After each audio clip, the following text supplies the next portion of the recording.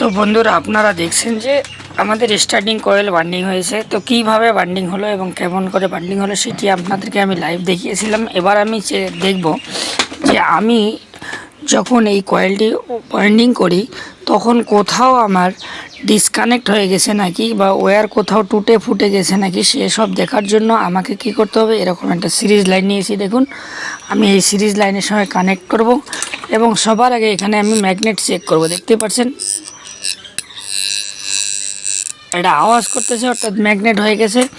এরপরে আমি কি করব, আমাদের যে সিরিজ লাইনের বাল্ব আছে দেখতেই পাচ্ছেন এখানে এখানে কতটুকু আমাদের ভোল্টেজ ড্রপ হয়েছে সেটা দেখার জন্য সেটা ট্রাই করব।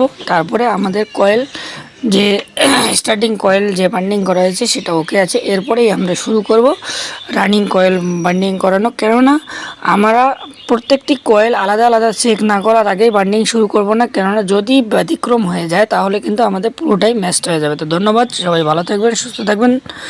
আর আমার এই চ্যানেলের পক্ষ থেকে আপনাদেরকে সবাইকে জানাচ্ছি অনেক অনেক শুভকামনা। তো বন্ধুরা, যদি শেখার মতো কিছু মনে হয় তো অবশ্যই চ্যানেলটিকে সাবস্ক্রাইব করে দেবেন এবং কমেন্ট এবং লাইক শেয়ারের মাধ্যমে অন্যজনকে দেখার সুযোগ করে দেবেন।